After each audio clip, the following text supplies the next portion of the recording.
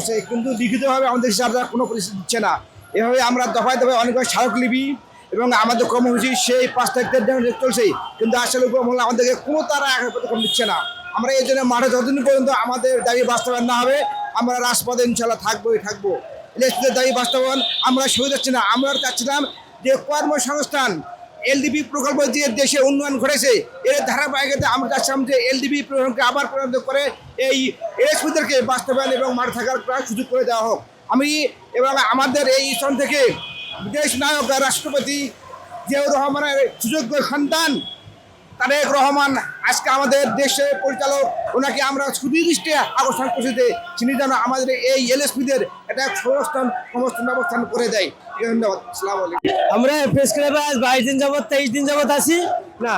আমাদের দাবি একটা ইউনিয়ন ভিত্তিক স্থায়ীকরণ, যাতে খামারিরা দোরগোড়ায় সীমা পায়। আমাদের যে যৌক্তিক দাবি ডিম দুধ মাংসে আমরা এখন বর্তমানে স্বয়ংসম্পন্ন। এলএসপিরা এই কর্মের মাধ্যমে এর আগে ডিম দুধ স্বয়ংসম্পন্ন ছিল বাংলাদেশ, এবং কুরবানিতে গরু ছাগল স্বয়ংসম্পূর্ণ এই দেশের গরু দিয়ে ছাগল দিয়ে কুরবানি দেওয়া যায়। এটা একমাত্র অবদান এই এলএসপিদের। আজ কেন এলএসপিদের বিকাশ করতেছে সরকার? আমাদের সরকারের কাছে দাবি আমাদের ইউনিয়ন ভিত্তিক স্থায়ীকরণ করে খামারিদের দোরগোড়ায় সীমা দেওয়ার সুযোগ দিক, এবং বাংলাদেশের অর্থনীতিকে অত্যন্ত মূল্যবান, বাংলাদেশের অর্থনীতি যাতে ধ্বংস না হয়, বাংলাদেশের অর্থনীতি আরও সমৃদ্ধ হয়।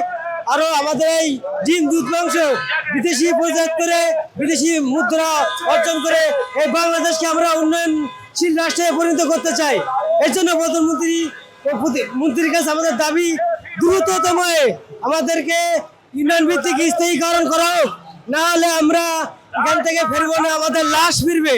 আমাদের এক ভাই মারা গেছে আন্দোলন করতে করতে। আমাদের দাবি হচ্ছে আমাদের ইউনিয়ন ভিত্তিক কর্মসংস্থান ফিরে পাওয়ার জন্য।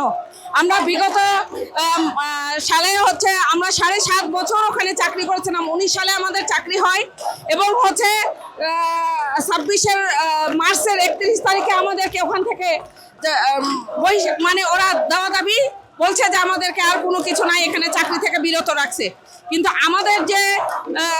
আমাদের দ্বারাই যে ইউনিয়ন ভিত্তিক যে উপকারগুলো মানুষের হয়েছিল, খামারিরা যে উদ্বুদ্ধ হয়েছিল, খামারিরা যে দুধ মাংস ডিমে যে তারা সাশ্রয়ী হয়েছিল, তারা যে দেশের জন্য যেটা করছে সেটা হচ্ছে তুলনাবিহীন।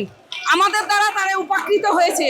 কিন্তু আজকে আমরা বিগত 23 দিন ধরে এই কর্মের মধ্যে পড়ে আছি, কিন্তু আমাদেরকে কোনো সুরাহা করে নাই এখনো। কারণ আমরা চাচ্ছি আমাদের দিকে যদি প্রধানমন্ত্রী তাকাই দেন তাহলে আমাদের জন্য সবার জন্য ভালো হয়। আজকে আমাদের যে 4200 এলএসপি ভাই বোনেরা আমরা আছি, সেই 4200 ভাই বোনেরা বাচ্চা সন্তান রেখে মা বাবা রেখে আজকে এই পথে আমরা পাড়ি দিয়েছি, কিন্তু এই পথকে আমরা কখনোই সুরাহা করতে পারছি না। এটা আমাদের জন্য অনেক বড় দুঃখজনক। আমি সরকারের কাছে আকুল আবেদন করছি যে আমাদের উপরে সুনির্দিষ্ট দিলে আমরা একটা কর্মসংস্থান ফিরে পাবো।